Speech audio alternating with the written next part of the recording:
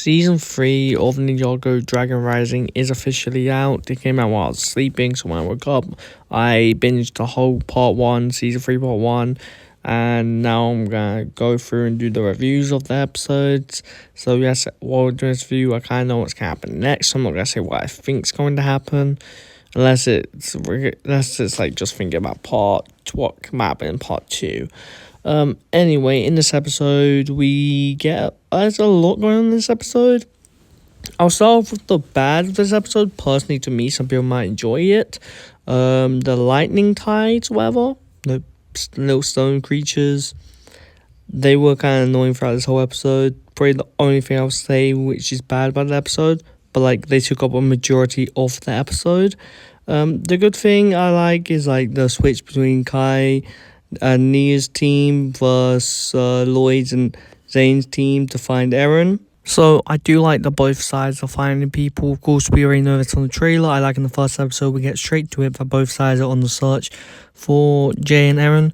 One side more than the other, like, because let's be honest, like they don't really have any like way of finding Eren, or well, they will later in this episode, but we don't really have any way of finding Eren. With Jay, they're obviously checking up a new lead, which ends up leading them to the lightning tides, which, like I said, were the bane of my existence in this episode. They were not really funny, in my opinion, of course. Some people may have found them funny. I don't really know. That's your thing. It's your thing. But, yeah, in this episode, they were kind of annoying. They do have Venstone, which they kind of throw at Kai, and they don't really know what it is, or that it could even neutralize elemental power. They kind of just found it one day, apparently. I would say I would like to know where and how they found it, but then again, I don't really want more lightning tides. Yeah, okay, moving on to the Eren part. Because of a failed pie attempt by Sora, that Zane finds out a way to for some weird reason. He finds it that to locate Eren, he needs to calculate for chaotic energy, and he kind of finds like a possible way Eren ends up going. This is where they find the Dorama puppets that seem to like run away from Dorama.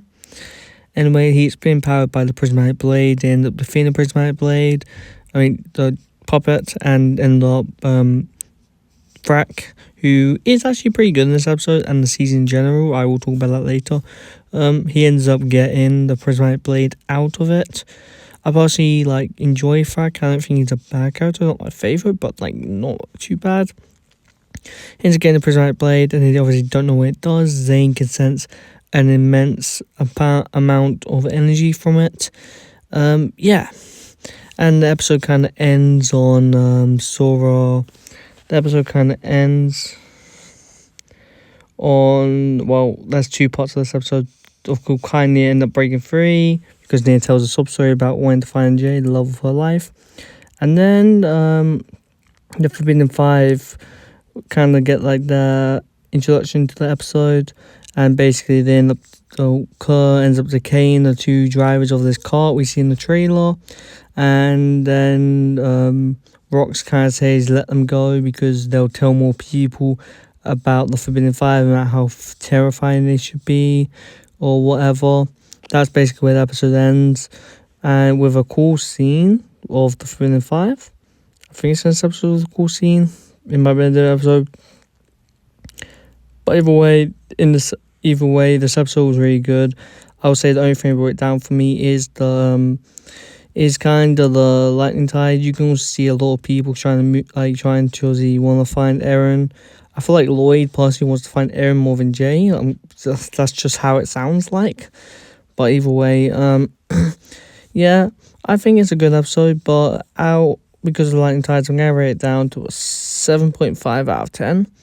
That's simply being because I don't like lightning tides. They were on for basically the whole episode, and then they did this whole comedic stuff which I didn't find funny at all. So a 7.5 out of 10 seems fair enough. If you guys wouldn't mind subscribing or leaving a like or even commenting down below what your favourite part of the episode is, it does help out a lot, more than you know. And without further ado, I'll see you guys in the next video. Bye.